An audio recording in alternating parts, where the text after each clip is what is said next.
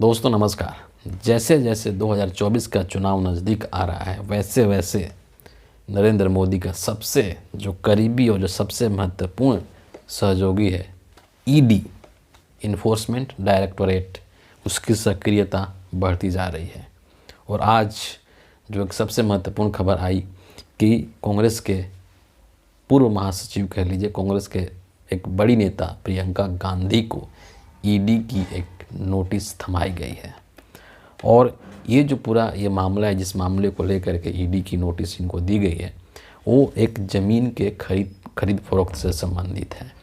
और ये जो मामला है ये कोई आज का मामला नहीं है, बहुत पुराना मामला है, 2006 का मामला है।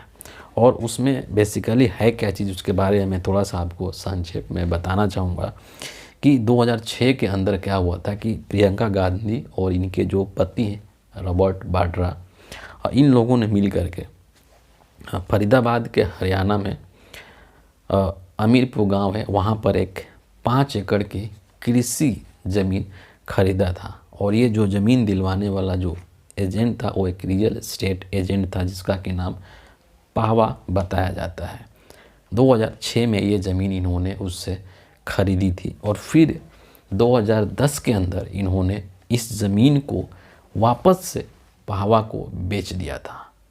और इसी चीज़ को लेकर के ईडी का यही आरोप है कि ये जो खरीदने और बेचने का जो काम किया गया था, ये बेसिकली पैसे को इधर उधर करने का एक प्रयास था और मनी लॉन्ड्रिंग का एक प्रयास किया गया था प्रियंका गांधी और रॉबर्ट वाड्रा के द्वारा।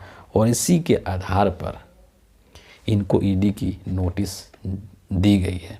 और इसमें और भी कई सारे लोग इससे संबंधित है। संजय भंडारी का नाम आता है, जो कि एक मतलब एनआरआई है, बिजनेसमैन है। और इस पे ईडी और सीबीआई का जो इसके ऊपर टैक्स चोरी का या मनी लॉन्ड्रिंग का जांच चल रहा है। एक थम्पी सीसी थम्पी करके हैं, जिनसे कि बताया जाता है कि वाड्रा के बहुत पुराने संबंध है और इनका एक तरह का बिजनेस भी है। तो ये सब चीज़ों को घुमा फिरा करके ये जो मामला बनाया गया है, 2006 का मामला है। और आज जो है उसको लेकर के प्रियंका गांधी को ईडी की नोटिस थमाई गई है। कहने का मतलब है कि ज़मीन की खरीद फरोख्त करना, अगर हमने आपसे कोई ज़मीन खरीद लिया फिर हमने वापस आपको बेच दिया, तो इसमें क्या बुराई है, ये मतलब हमें तो समझ में नहीं आता है। लेकिन इसी चीज़ को आधार बना करके और प्रियंका गांधी को दिया गया नोटिस। महत्वपूर्ण बात है इसके टाइमिंग को लेकर के। आपको मैं बता दूं कि 27 दिसंबर के दिन राहुल गांधी ने अपना जो भारत जोड़ो यात्रा पार्ट 2 है, जिसका कि नाम रखा गया था भारत न्याय यात्रा, उसकी घोषणा की। ऑफिशियल औपचारिक तौर पर उसकी घोषणा की गई थी। और फिर 28 दिसंबर को जब आरएसएस के गढ़ में कांग्रेस ने अपने स्थापना के 138वां साल पूरा किया था और उस अवसर पर एक विशाल जनसभा का आयोजन किया गया था, इसी दौरान ये ईडी की नोटिस दे दी गई। इसका मतलब साफ है कि जिस तरीके से भी हो, जैसे भी संभव हो, हमें विपक्ष के नेताओं को परेशान करना है। और आपको पता है कि ये जो ईडी की नोटिस है दिल्ली के मुख्यमंत्री केजरीवाल साहब को दे दी गई है। बिहार के जो तेजस्वी यादव हैं उनको पास भी पहुंच चुकी है। और जितने भी नेता हैं विपक्ष के, उन सभी की फाइल जो है वो तैयार है। और जैसे जैसे नज़दीक आएगा समय 2024 के चुनाव का, वैसे वैसे इनकी सक्रियता जो है, इनकी जो एक्टिविटी है वो एकदम बढ़ती जाएगी और उनको किसी भी तरीके से परेशान करने की कोशिश की जाएगी। उनका एक जो मोरल डाउन करने की कोशिश की जाएगी, एक मैसेज दिया जाएगा कि ये करप्ट लोग हैं। और हो सकता है कि आज प्रियंका गांधी को दिया गया ईडी का नोटिस, कल सोनिया गांधी को भी दिया जा सकता है, राहुल गांधी को भी दिया जा सकता है। इसमें कोई आश्चर्य वाली बात नहीं है।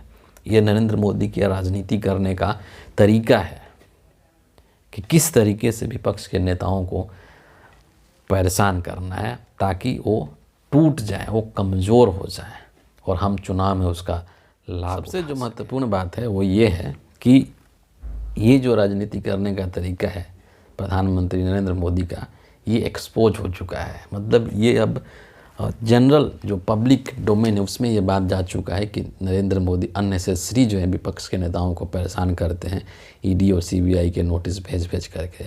और इसीलिए अगर ये इन नेताओं को नोटिस भेजते हैं, इनको जेल में डाल देते हैं, तो हमें नहीं लगता है कि इनको किसी भी तरीके से इसका राजनीतिक लाभ मिलेगा।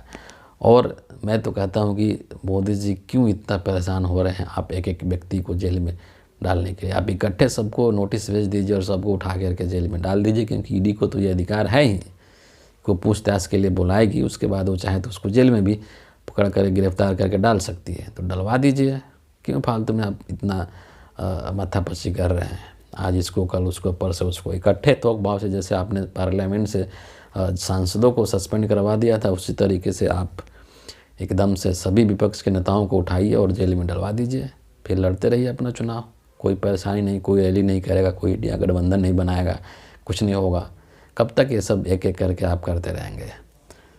तो ये जो है फिलहाल स्थिति है देश की। और जैसे जैसे चुनाव नज़दीक आएगा वैसे वैसे इस तरह की खबरें आपको बहुत सुनने को मिलेंगी और बहुत देखने को मिलेंगी।